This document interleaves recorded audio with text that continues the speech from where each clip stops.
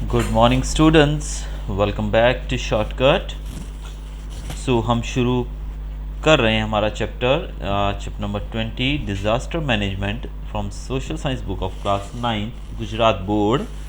So in our earlier two videos, we have already studied most of the topics and today our topic is riots. तो आज का जो हमारा topic है वो है राइट्स. अब राइट क्या होती है? आप जो दंगे फसाद होते हैं उनको राइट कहा जाता है. क्या कहा जाता है उनको?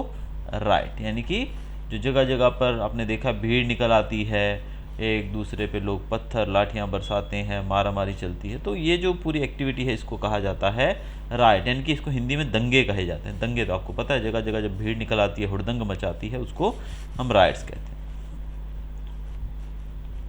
If we examine the general characteristics of any riot, it is noticed that most of the persons are not aware of its root cause or purpose. Their presence is only for crowding or for imitation. Such crowd which gather without any common purpose or interest seem to disturb the peace intentionally. Such riots make the administrative setup which is established by law unstable. तो अगर बात की जाए rights की, तो जो लोग right में इकट्ठे होते हैं, यानी कि जो लोग राइट्स में इकट्ठे होते हैं, जो भीड़ इकट्ठी होती है, उसमें ज़्यादातर लोगों को ये नहीं पता होता है कि वो लोग क्यों इकट्ठे हुए. बस उन्होंने देखा कि कुछ लोग मारा मारी कर रहे हैं, कुछ लोग इधर उधर गाड़ियाँ तोड़ रहे हैं, जला रहे हैं, तो चलो हम भी शुरू हो जाते हैं. तो वो लोग जो हैं वो बस एक दूसरे की नकल करते हैं, यानी कि वो कर रहा है इसीलिए मुझे करना है. बाकी ज़्यादातर लोगों को राइट में पता नहीं होता है कि वो क्या कर रहे हैं. अब राइट्स जो लोग इकट्ठे होते हैं उस राइट के अंदर, उस दंगों के अंदर जो भीड़ इकट्ठी होती है, उनका ज़्यादातर जो उद्देश्य होता है वो पीस यानी शांति को भंग करना और कानून व्यवस्था को अनस्टेबल करना, जो कानून की जो व्यवस्था है उसको नुकसान पहुंचाना. तो यही उनका मेन मोटिव होता है. तो भीड़ का कोई वैसे उनको रूट कॉज तो पता ही नहीं होता कि वो इकट्ठे क्यों हैं. Sometimes when riots take political colour, कभी कभी राइट्स जो हैं उनको हमारा राजनीतिक रंग दे दिया जाता है. एंड टर्न इनटू रिवॉल्ट और are transformed into communal riots, social wellbeing and harmony at risk. तो कुछ पॉलिटिशियंस ले लो, या फिर कभी कभी ये जो राइट्स होती हैं ऐसा रंग ले लेती हैं, यानी कि हमारी कम्युनल राइट्स, यानी कि कौमी दंगे हो जाते हैं, जैसे कम्युनल वायलेंस शुरू हो जाती है, एक कम्युनिटी के लोग दूसरी कम्युनिटी के दुश्मन बन बैठते हैं. तो इस तरीके से देश की जो शांति है वो भंग हो जाती है. ऐसे में सबसे ज़्यादा जो समस्या होती है, इन नेताओं को तो कुछ नहीं होता है, ये तो अपनी वीवीआईपी सिक्योरिटी में रहते हैं, लेकिन जो इनोसेंट सिटीजन्स हैं वो लोग इसमें सबसे ज़्यादा सफ़र करते हैं. बहुत सारे लोग मारे जाते हैं, प्रॉपर्टी का नुकसान होता है, etcetera. It creates a challenge to maintain the unity and integrity of the nation. तो इस तरीके से जो लोग हैं वो एक दूसरे के खिलाफ हो जाते हैं, तो देश की एकता और अखंडता के लिए बहुत ही बड़ा खतरा साबित हो सकती हैं ये राइट्स. तो इस कारण से हमें राइट्स को रोकने के लिए जो भी स्टेप उठाने ज़रूरी हैं वो सब उठाने चाहिए. तो सबसे पहली बात तो इसमें मैं यही कहूँगा कि हमें किसी भी अफवाह के ऊपर आंखें बंद करके विश्वास नहीं कर लेना चाहिए. हमको कोई भी अगर कहीं पर भी कोई बात कही जाती है, भले वो कितनी ही हमारे धर्म से जुड़ी है, कुछ भी है, जब तक उसके खिलाफ हमें पुख्ता सबूत ना मिल जाए तब तक हमें किसी भी तरह का एक्शन लेने से पीछे हटना चाहिए. अब राइट्स के समय क्या किया जाना चाहिए, what you should do at the time of rights.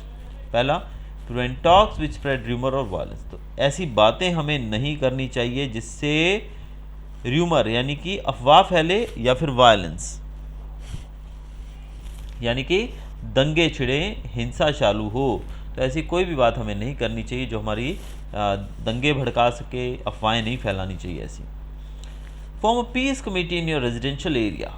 आपके जो एरिया के अंदर, जैसे आप जिस भी सोसाइटी में रहते हैं, आपकी सोसाइटी की एक पीस कमेटी होनी चाहिए. क्या होनी चाहिए? एक पीस कमेटी होनी चाहिए जिसका काम होना चाहिए उस एरिया में शांति व्यवस्था बनाए रखना, और आप भी उसमें एक्टिवली इन्वॉल्व रहिए. यानी कि जितने लोग हो सकें, बड़े लोग, समझदार लोग हमारे समाज के, वो उसमें शामिल हो ताकि ऐसी घटनाओं को रोका जा सके.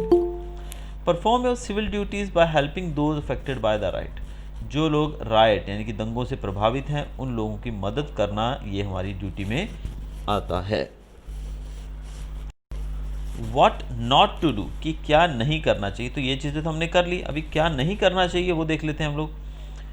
Do not be instrumental in spreading rumours, यानी कि अफवाहों को फैलाने में आप बिल्कुल भी मदद न करिए। अफवाह जो है उसका कुछ पैर सर नहीं होते हैं, वो बड़ी तेज़ गति से फैलती है। आप देखते हो ना, बहुत सारी बार हमारे व्हाट्सएप के ऊपर ऐसे ऐसे मैसेजेस आते रहते हैं। अब रिसेंटली हम देख रहे हैं कि कोविड के समय पे बहुत तरह तरह के मैसेजेस हमें सुनने को मिलते हैं व्हाट्सएप ग्रुप्स के अंदर। तो ऐसी घटनाओं को रोकने के लिए हमें जितना हो सके हमें र्यूमर नहीं फैलाना है। आप अगर अपनी ड्यूटी समझोगे तो ये चीज़ें रुक जाएंगी। Then do not violate the instructions और curfew declared by the authority to maintain law and order. कभी कभी जैसे कि अभी लॉकडाउन के समय सरकार ने बहुत जगहों पर कर्फ्यू लगा दिया था। ऐसी जगह जहाँ पर केसेस बढ़ रहे थे वहाँ पर इन्होंने कर्फ्यू लगा दिया था, यानी कि लोग बाहर ना निकले घरों से। लेकिन हमने देखा था उसके बावजूद हमारे जो लोग थे वो शाम को घरों से घूमने निकल आते थे। तो ये चीज़ें नहीं होनी चाहिए। सरकार के द्वारा दी गई जो भी इंस्ट्रक्शंस हैं, जो भी डिक्लेरेशन जो भी सरकार करती है, अथॉरिटीज़ करती हैं कि भाई धारा 144 लगाया गया है या कर्फ्यू लगाया गया है या आपको घरों से बाहर नहीं निकलना, तो इनको हमें फॉलो करना चाहिए। आगे, don't believe and spread baseless talks appearing in social media. अब सबसे बड़ा जो हमारे यहाँ पर जो आप देख रहे हैं सोशल मीडिया, ये एक ऐसी चीज़ है जो बहुत कुछ कर सकती है। अगर इसको पॉजिटिवली यूज़ किया जाए तो पॉजिटिव वे में ये बहुत ही ज़्यादा हमारी मदद कर सकती है, लेकिन अगर इसका दुरुपयोग किया जाए तो भी ये हमारे लिए बहुत ही ज़्यादा नुकसानदायक है। तो सोशल मीडिया के ऊपर जो भी खबरें चलती हैं, जब तक उनका कोई बेस ना हो तब तक हमें उस पर विश्वास नहीं करना चाहिए और उनको आगे फॉरवर्ड भी नहीं करना चाहिए। आजकल टेलीविज़न के अंदर आप देखते हैं बहुत सारे ऐसे प्रोग्राम्स आते हैं जिनका जैसे नाम है वायरल सच है। इस तरह के न्यूज़ चैनल्स वगैरह आते हैं जो ऐसे प्रोग्राम्स बनाते हैं जिसमें वायरल खबरों का वो छानबीन करते हैं और उनकी तथ्यता हमें समझाते हैं कि क्या वो सही है गलत है। तो हमने देखा कि कई जगहों पर बहुत सारे जो वायरल ऐसे दावे होते हैं वो गलत ही निकलते हैं। तो हमें जब तक उनके बारे में पुख्ता जानकारी ना हो, हमें सिंपली, लेकिन हमारे पास क्या होता है, मैसेज आता है पीछे से, हम तुरंत उसको 10 लोगों को फॉरवर्ड कर देते हैं। तो वो चीज़ें नहीं करनी चाहिए। टेररिस्ट समटाइम्स हाईजैक अ बस। टेररिस्ट की बात की जाए, वो बस को हाईजैक कर लेते हैं, ट्रेन को या प्लेन को भी हाईजैक कर लेते हैं और डिमांड करते हैं कि उनके जो जेल में उनके साथी हैं या कोई भी उनका जो व्यक्ति जेल के अंदर है, या फिर वो सरकार से पैसे भी मांगते हैं बदले में पैसेंजर्स को छोड़ने के लिए कि भाई हम पैसेंजर्स को तभी छोड़ेंगे अगर आप हमारे फलां फलां आदमी को रिहा कर दो।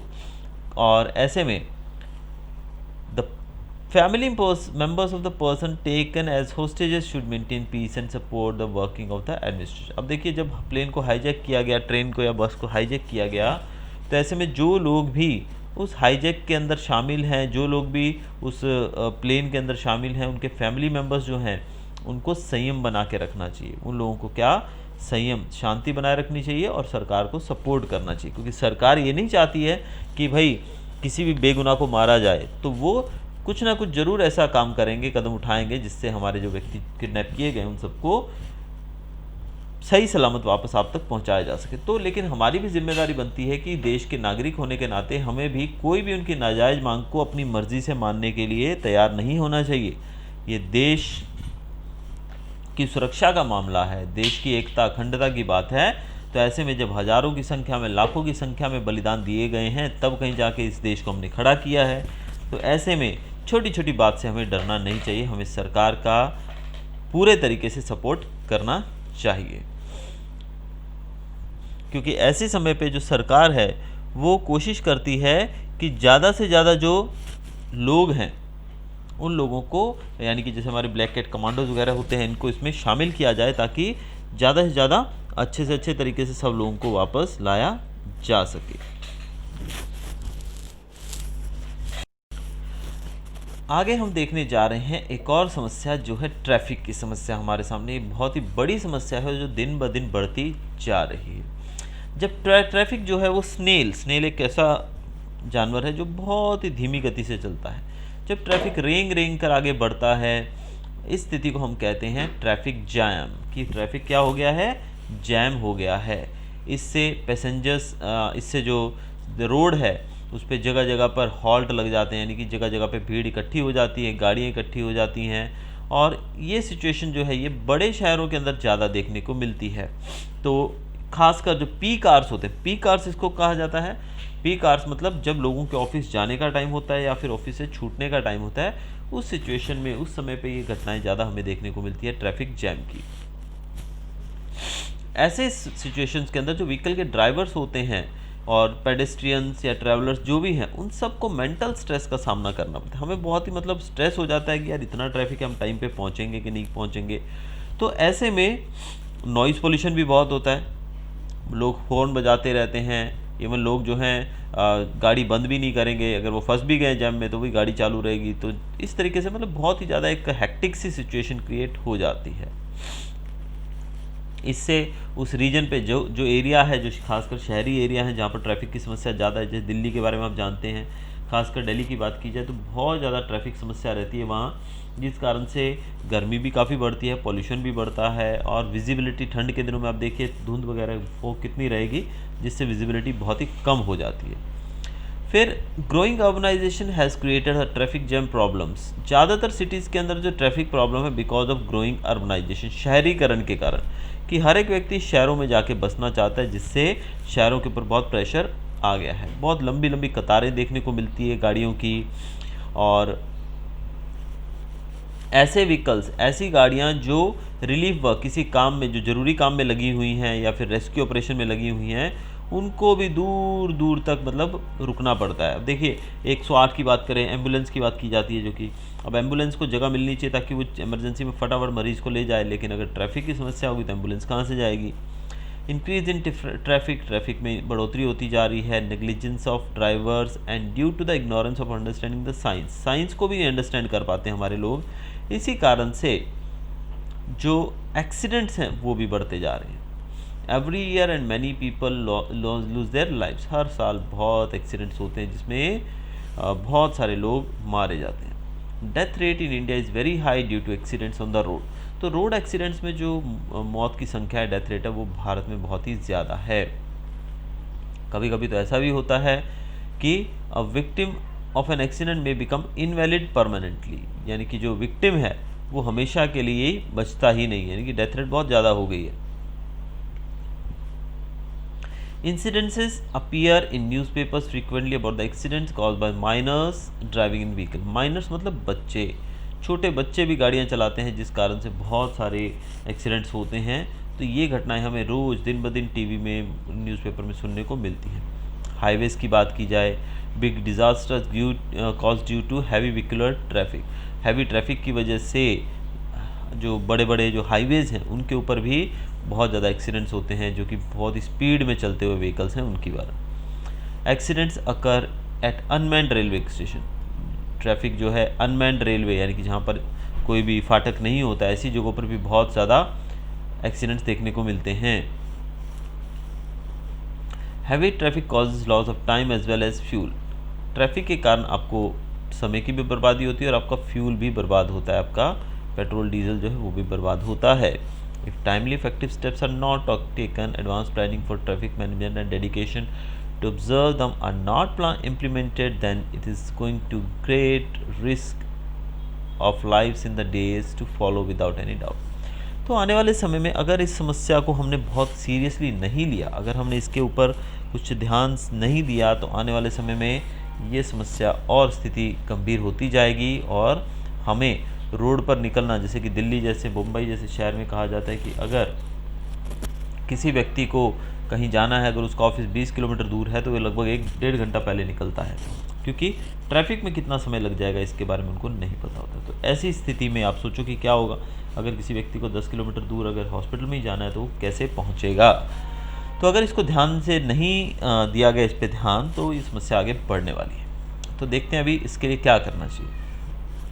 सबसे पहले सब अर्बन टाउनशिप्स बनानी चाहिए शहरों के नज़दीक में, यानी कि बड़े बड़े जो शहर हैं, अब सब लोग जाके वहाँ पे बसेंगे तो शहर पे लोड तो आएगा ही। तो ऐसे में सब अर्बन का मतलब यहाँ पर बताया गया है कि ऐसे कस्बे, यानी कि बड़े शहरों के पास में कस्बे बनाए जाने चाहिए, सब अर्बन नियर बाय, ताकि जो मेन जो शहर है उसके ऊपर लोड ना आए। और उनको कस्बों को पब्लिक ट्रांसपोर्ट से कनेक्शन मिलना चाहिए ताकि गाड़ियों का उपयोग कम हो और पब्लिक ट्रांसपोर्ट में ज़्यादा से ज़्यादा लोग उन जगहों पर आए। सेपरेट ट्रैक्स, जो पेडेस्ट्रियंस और साइकिलिस्ट है, पैदल चलने वाले और साइकिलिस्ट जो हैं उनके लिए सेपरेट ट्रैक होना चाहिए। रोड के ऊपर जो कब्जा करके लोग दुकानें लगा के बैठे होते हैं आजू बाजू में, उनको भी हटा देना चाहिए। जो कम स्पीड पर चलने वाले व्हीकल्स हैं या फिर जिनको आदमी खींचता है, हाथ गाड़ी हो गई या फिर एनिमल खींचने वाला कोई भी एनिमल कार्ट हो गया, ये पी कार्स के द्वारा इनको बैन कर देना चाहिए, क्योंकि पी कार्स में वैसी भीड़ बहुत होती है और आगे कोई बैलगाड़ी हो गई, कोई आदमी गाड़ी खींच के ले जा रहा है तो वहाँ पे बहुत ही ज़्यादा मतलब ट्रैफिक क्रिएट हो जाएगा। और ट्रैफिक रूल्स की जानकारी जो है वो सिटीजन्स को देनी चाहिए एडवर्टाइजमेंट के दौरान। जो एजुकेशनल एडवर्टाइजमेंट हो गई, टीवी में हम देखते हैं ना, पब्लिक अवेयरनेस प्रोग्राम्स के अंतर्गत लोगों को ट्रैफिक रूल्स की जानकारी मिलनी चाहिए। People going to their jobs और business at the same place and same time should arrange for carpool.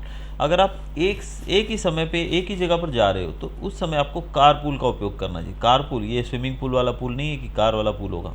Carpool का मतलब कि जैसे आप 4 बच्चे स्कूल जा रहे हो और आजू बाजू में रहते हो, अब चारों को अलग अलग आपको आपके फादर छोड़ने जाते हैं, एक बच्चा स्कूटी पे जाता है, मतलब 3 स्कूटी पे जाते हैं, एक बच्चा उनके फादर के साथ जाता है, तो चारों अलग अलग गाड़ी, 4 गाड़ियाँ जाती हैं, ठीक है। 4 गाड़ियाँ जाती हैं मतलब चारों का पेट्रोल जलता है, टाइम वेस्ट होता है हर एक व्यक्ति का। तो बेटर है अगर आप चारों एक कार में चले जाओ तो, और चारों जने पेट्रोल शेयर कर लो, फ्यूल शेयर कर लो, और आपको समय भी बचेगा, आपका ट्रैफिक समस्या ये सब चीज़ें बहुत ही ठीक हो जाएंगी। तो ऐसे में कारपूल की यूज़ करनी चाहिए। स्टूडेंट्स की बात ही नहीं की जा रही है, जो लोग ऑफिस जाते हैं वो भी अगर एक साथ जा रहे हैं एक ही जगह से तो आपको कारपूल का उपयोग करना चाहिए। इससे खर्चा भी कम होगा, ट्रैफिक प्रॉब्लम भी नहीं आएगी और पोल्यूशन में भी काफ़ी गिरावट आएगी।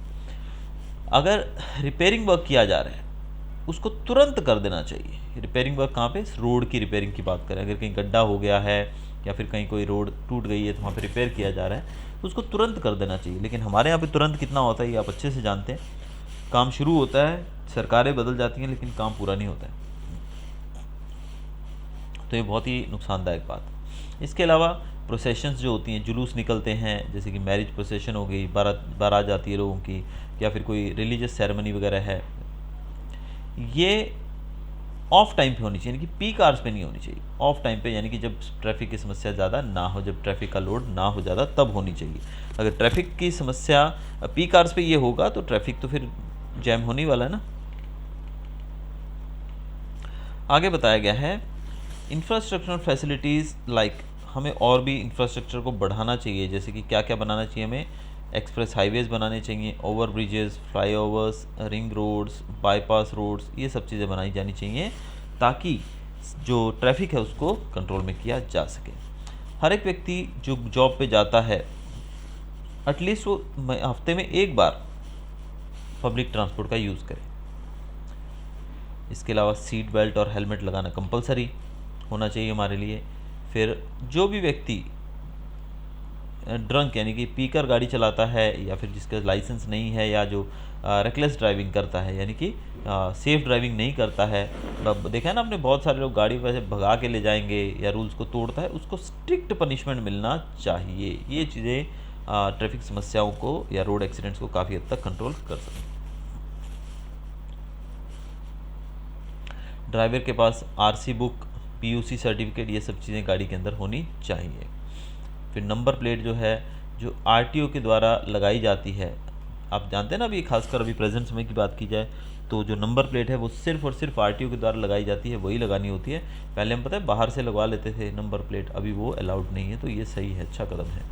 इसके अलावा गाड़ी के अंदर फर्स्ट एड बॉक्स रखना चाहिए। फिर अपने व्हीकल को अपनी लेन में चलाना चाहिए, बार बार इधर उधर नहीं बदलना चाहिए। आप रोड पे जा रहे हो तो जिस डायरेक्शन में आप जा रहे हो वहीं चलना चाहिए, ऐसा नहीं कि कभी यहाँ गए कभी यहाँ गए कभी यहाँ, ऐसे ऐसे करके नहीं चलना चाहिए। साइड मिरर्स का यूज़ करना चाहिए और ड्राइविंग के समय में पूरा अटेंशन रखना चाहिए कि हमारे पीछे कौन सी गाड़ी आ रही है। तो लोगों को पता ही नहीं होता साइड मिरर का यूज़ कैसे करना है।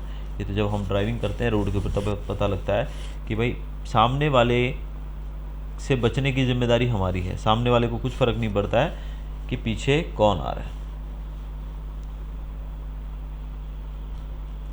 गाड़ी चलाते वक्त चेक कर लो पहले कि आपकी गाड़ी के चारों जो डोर हैं वो लॉक हैं या नहीं। जब गाड़ी को रोकते हो तो सबसे पहले पार्किंग लाइट्स स्विच ऑन कर दो। तो पार्किंग लाइट, अब लोगों को पता ही नहीं होता है पार्किंग लाइट कौन सी होती है। तो पार्किंग लाइट चालू करने के बाद पीछे वाली गाड़ियों को पता लग जाता है कि ये गाड़ी पार्क होने वाली है, तो वो लोग उसको जगह दे देते हैं और साइड से चले जाते हैं। रात के समय डिपर का उपयोग करना चाहिए। अब दुनिया में मेरे ख्याल से भारत में तो लोगों को यही नहीं पता कि डिपर होता क्या है। ड्राइविंग करते वक्त जूते पहन के चलाओ। चप्पल वगैरह में ड्राइविंग नहीं करनी चाहिए या बाइक वगैरह नहीं चलानी चाहिए, क्योंकि उससे प्रॉपर पकड़ नहीं आती है तो स्लिप होने का खतरा रहता है। जो स्लो स्पीड वाले व्हीकल्स होते हैं वो लेफ़्ट साइड में चलने चाहिए रोड के। स्लो स्पीड वाले व्हीकल इनके ऐसे बड़े ट्रक्स वगैरह हो गए जो कि स्पीड जिनकी समझो 40-50 है, वो साइड में चलें अगर लेफ़्ट साइड में तो अच्छा रहेगा, ताकि जो बड़े दूसरी गाड़ियाँ स्पीड से चलने वाली वो राइट साइड से निकल लें वहाँ से। गाड़ी को ओवरटेक करते वक्त हमेशा राइट साइड से ही ओवरटेक करना चाहिए। ये भी लोगों को नहीं पता होता है। लोग कहीं से भी सोचते हैं कि जगह मिल गई बस कहीं से भी गाड़ी को ओवरटेक कर दो, जबकि ओवरटेकिंग के लिए सिर्फ और सिर्फ राइट साइड ही होती है। अब ये तो चीज़ें हमने देखी क्या करना चाहिए, अब क्या नहीं करना चाहिए। सबसे पहली बात यहाँ पर ट्रैफिक रूल्स को नहीं तोड़ना चाहिए, जो भी रूल्स हैं उसको फॉलो करो। दूसरा, ट्रांसपोर्टेशन की बात की जाए, ट्रांसपोर्टेशन के जो गुड्स की बात की, सामान जो ले जाया जाता है एक जगह से दूसरी जगह, उसको दिन की बजाय रात को ले जाया जाना चाहिए या फिर अर्ली मॉर्निंग ले जाया, यानी कि उस समय भीड़ कम होती है। और जितने पैसेंजर्स तय किए गए हैं या जितना वेट तय किया गया है उससे ज़्यादा वेट या पैसेंजर्स लेके मत जाओ। लेकिन ये बातें हम लोग कब समझने वाले हैं। आप किसी लग्जरी गाड़ी में जाइए या किसी भी बस में जाइए तो आपको पता लगेगा सीटें उसके अंदर 40 होती हैं और कंडक्टर जो है वो धक्का मार मार के उसमें 80 लोग फंसा देता है कम से कम, तो ओवरलोडेड व्हीकल हो जाते हैं। इसके अलावा जो रोड के ऊपर बोर्ड्स लगे होते हैं, इंस्ट्रक्शन बोर्ड्स, उनके साथ छेड़छाड़ नहीं करनी चाहिए। अब सपोज़ आगे रोड इस तरफ टर्न लेना है, ठीक है, अब बोर्ड लगा हुआ है, अब आप उस बोर्ड को छेड़छाड़ करके आपको उस तरफ टर्न कर दोगे तो भाई ये गाड़ी वाला तो एक्सीडेंट होने वाला ही है ना उसमें, तो ये हमें नहीं करना चाहिए। इसके अलावा व्हीकल के डिज़ाइन के साथ छेड़छाड़ नहीं करनी चाहिए, यानी कि गाड़ी जैसी बनी है उसको मॉडिफाई नहीं करवाना चाहिए। लोग मॉडिफाई करवा के उसको पता नहीं क्या क्या कर लेते हैं, वो नहीं करना चाहिए। इसके अलावा गाड़ी चलाते वक्त सेल फोन मोबाइल का यूज़ बिल्कुल नहीं होना चाहिए। सीट बेल्ट और हेलमेट के बिना व्हीकल नहीं चलाना चाहिए। अगर हम बात करें पेडेस्ट्रियन की, जो पैदल यात्री हैं, अगर वो रेलवे लाइन क्रॉस कर रहे हैं या फिर रोड क्रॉस कर रहे हैं तो उस समय उनको फ़ोन्स या ईयरफोन्स, सेलफोन्स नहीं लगाने चाहिए, चालू नहीं करना चाहिए, क्योंकि ध्यान फ़ोन में होगा तो पीछे आने वाली गाड़ी के बारे में उनका ध्यान नहीं रहेगा। अगर कहीं थोड़ा बहुत समस्या हो भी जाए तो किसी से आर्ग्यूमेंट मत करिए। अगर कहीं गाड़ी छोटा मोटा टच हो गया है तो ठीक है, बस सॉरी बोलिए और निकल जाइए। अब आर्ग्यूमेंट में वहाँ पड़ने की कोई ज़रूरत नहीं है। गार्जियंस की बात की जाए, जो पेरेंट्स हैं वो अपने छोटे बच्चों को, खासकर जो माइनर हैं जिनकी उम्र अभी 18 साल नहीं हुई है, उनको गाड़ी चलाने को ना दें। अगर कहीं पर रिलीफ कार्य की ज़रूरत है, यानी कि कहीं पर कुछ एक्सीडेंट हो गया है, कुछ भी है, तो ऐसे में आप वहाँ पर सेफ्टी वर्क को या कि रिलीफ वर्क को रोकने में भीड़ का हिस्सा मत बनिए। वहाँ पर संयम से काम लीजिए और उससे दूर रहिए, अपने आप को एक्सीडेंट प्लेस से दूर रहिए। लोग वहाँ पर कुछ भी कर रहे हैं, आपको दूर रहना है और लोगों को समझाना है कि दूर हो जाइए।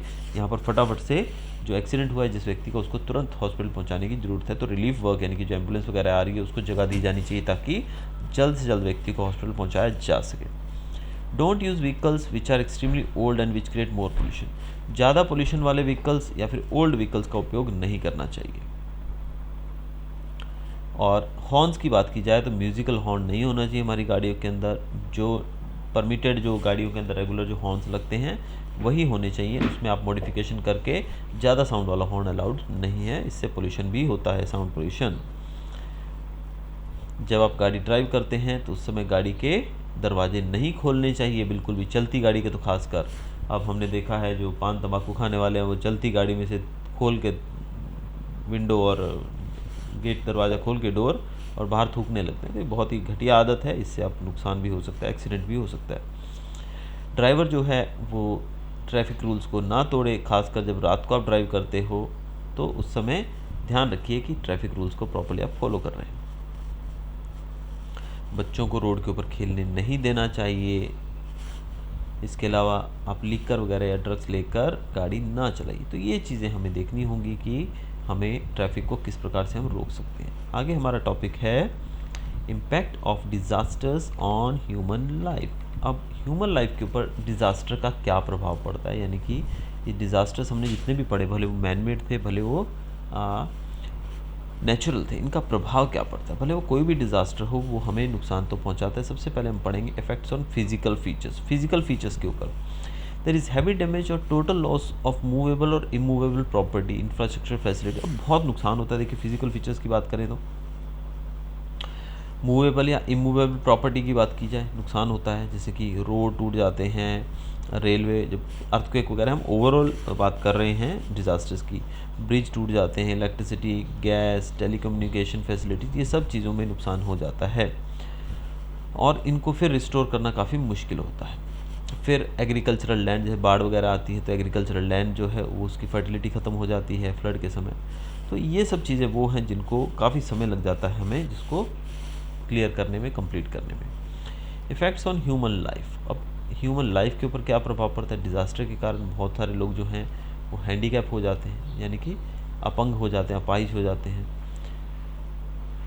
लोगों की हेल्थ बिगड़ जाती है, जिनके रिलेटिव्स गुजर जाते हैं वो बहुत ही ज़्यादा उनको धक्का लगता है, वो बहुत ही ज़्यादा आघात लगता है, उनके ऊपर बहुत ज़्यादा असर होता है मेंटली, और उस ट्रॉमा से उनको बाहर लाना बहुत ही, उस ट्रॉमा मतलब उस जगह से, उस सिचुएशन से, यानी कि जो उनके माइंड पे जो प्रभाव पड़ा है उससे उनको बाहर लाने में बहुत दिक्कत होती है। कुछ ऑर्फन बच्चों की बात की जाए जिनके माँ बाप नहीं रहते हैं, या एल्डरली, वो लोग, उनकी जो सपोर्ट होती है, छोटे बच्चे हैं उनको भी सपोर्ट चाहिए पेरेंट्स की, और बुज़ुर्ग हैं उनको भी बच्चों की सपोर्ट चाहिए। तो वो लोग जो हैं उनको उस स्थिति से बाहर निकालना बहुत ही मुश्किल हो जाता है। फिर रिहैबिलिटेशन, जो भी समस्याएं उत्पन्न होती है ऐसे में, जैसे अर्थक्वेक के समय लोगों के घर बार टूट जाते हैं तो उन लोगों को रिहैबिलिटेट करना, दोबारा से बसाना, ये बड़ी समस्या हो जाती है। तो कुल मिला के लोगों का जीवन जो है बहुत ही ज़्यादा डिफ़िकल्ट हो जाता है। Effects on economy. इकोनॉमी की बात करें, अब इस जो भी नुकसान होता है उसको फिर से दोबारा से ठीक करने में, रिहैबिलिटेट करने में लोगों में बहुत सारा कैपिटल यूज़ होता है। कैपिटल मतलब यहाँ पर पैसा, बहुत पैसा यूज़ होता है। इससे जो डेवलपमेंट वर्क होता है, जो रेगुलर, देखिए रेगुलर डेवलपमेंट वर्क है, उस पर असर पड़ेगा। अब आप सोच रहे हैं कि आप ये करने वाले हैं, लेकिन आपका पैसा जो है वो किसी और काम में लग जाता है, तो इससे बहुत नुकसान होता है। फिर पैसे की कमी हो जाती है, जो प्रोजेक्ट होते हैं वो डिले हो जाते हैं, वो कंप्लीट नहीं हो पाते। सपोज़ कहीं पर सरकार ने सोचा है कि इस तरह के डेवलपमेंट वर्क्स किए जाएंगे, लेकिन तभी अर्थक्वेक के कारण जो नुकसान हुआ है, अब लोगों को खाना मुहैया करवाना, लोगों को रिहैबिलिटेट करना, तो सारा पैसा जो था वो उस तरफ लगाया जाएगा और डेवलपमेंट वर्क जो है वो रुक जाएंगे। इसके साथ साथ अनएम्प्लॉयमेंट क्रिएट हो जाती है, लोगों के पास काम नहीं बचता है, बेरोज़गारी शुरू हो जाती है, और तब तक जब तक इंडस्ट्रियल यूनिट्स दोबारा से नहीं लगती। अब इंडस्ट्रीज़ में भी नुकसान होता है ना, किसी भी आपदा से, किसी भी डिज़ास्टर से। तो ऐसी समय में जो लोग हैं वहाँ पर काम करने वाले, वो बेचारे बेरोज़गार हो जाते हैं। तो economy of disaster affected area become weaker. अब डिज़ास्टर अफेक्टेड एरिया, जहाँ पर डिज़ास्टर का सबसे ज़्यादा प्रभाव पड़ता है, वो एरिया जो है वो बहुत ज़्यादा, उनकी इकोनॉमी वीक हो जाती है, उन पर बहुत ज़्यादा प्रभाव पड़ता है। Then social effects of disaster. Disaster के सोशल इफ़ेक्ट्स की बात करते हैं। माइग्रेशन एंड फ्लीइंग, यानी कि लोग एक जगह से दूसरी जगह चले जाते हैं, क्योंकि आप जानते हैं जैसे मैंने सुना था काफ़ी लोगों के द्वारा, जब गुजरात में भूकंप आया था 2001 के अंदर, तो उस समय काफ़ी सारे लोग जो दूसरी जगहों से आकर यहाँ काम करते थे, दूसरे एरिया से, दूसरी स्टेट से आकर, अर्थक्वेक के बाद उनका सब कुछ उजड़ गया, यानी कि काफ़ी उनका जो भी था प्रॉपर्टीज़ वगैरह, घर बार सब टूट गया, काम निकल गया उनके हाथ से। तो ऐसे में वो लोग फिर अपने अपने गांव चले गए, यानी कि माइग्रेट हो गए, लोग वापस अपनी जगहों पर चले गए। इस तरीके से सोशल फेस्टिवल्स की बात की जाए, पब्लिक सेलिब्रेशन, ये सब चीज़ें अनइंटरेस्टिंग हो गई। अब अर्थक्वेक में इतना नुकसान हुआ है, लोग मारे गए हैं, जान माल का नुकसान हुआ है, ऐसे में सेलिब्रेशन का तो सवाल ही नहीं उठता है। तो ये सब चीज़ें प्रभावित होती हैं। अब वापस रिस्टोर करने के, यानी कि जीवन को वापस ठीक करने में बहुत ज़्यादा समय लगता है। Social organisations become weaker due to the changes in social network. Social network में बदलाव आने के कारण सोशल ऑर्गेनाइजेशंस हैं वो चेंज, उनमें भी काफ़ी कमज़ोरी आ जाती है, काफ़ी कमज़ोर हो जाती है, यानी कि लोगों को फिर से रूटीन लाइफ में लाने में बहुत ही दिक्कत हो जाती है। तो ये थे प्रभाव, ये इंपॉर्टेंट टॉपिक है बच्चों, ये आपको क्वेश्चन आंसर्स में पूछा जाता है। Impact of disaster on human life, तो उसमें आपको 4 ही पॉइंट लिखने हैं और इन चारों को एक्सप्लेन करना है। अब rehabilitation after the disaster, disaster के बाद रिहेबिलिटेशन की बात करते हैं। At the time of disaster first comes the rescue operation, disaster के बाद सबसे पहले क्या किया जाता है, रेस्क्यू ऑपरेशन यानी कि लोगों को बचाने का काम। उसके बाद कंपनसेशन यानी कि जो मुआवजा दिया जाता है लोगों को, और बाद में रिहेबिलिटेशन यानी कि दोबारा से उनको बसाना। तो ये सब चीज़ें डिज़ास्टर के हिसाब से की जाती हैं अलग अलग तरीके से। Many buildings have to be reconstructed after earthquake, earthquake के बाद बहुत सारी बिल्डिंग को रिकन्स्ट्रक्ट करना पड़ता है। फ्लड या साइक्लोन के बाद भी ऐसा ही होता है। New employment has to be created, लोगों के लिए नई एम्प्लॉयमेंट क्रिएट करने की कोशिश की जाती है। लोगों का काम नहीं बचता तो उनको काम देने की कोशिश की जाती है। जब जैसे ड्रॉट वगैरह या कोई भी समस्या होती है तो लोगों को काम देने की कोशिश की जाती है ताकि कम से कम लोग कमा कर खा तो सके।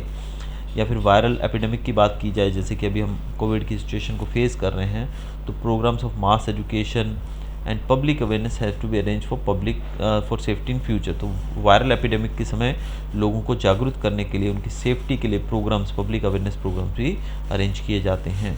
फिर rehabilitation work has to be carried out under many obstacles since infrastructure facilities are damage.